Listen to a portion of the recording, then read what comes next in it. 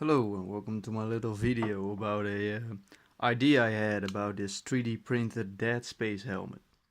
I had the idea that because in the game the helmet actually lights up in the dark, that I would print the helmet and then hollow it out. So what I did was, I obviously printed this helmet first, then I hollowed all the supports and info out, and now I have this hollow Dead Space helmet. So I bought this cheap light which can change colors. You know, it has a couple of functions, but I mainly just want to use the multicolored one. Anyhow, this is still a pretty rough kind of prototype. I'm probably going to rework this and actually make it again.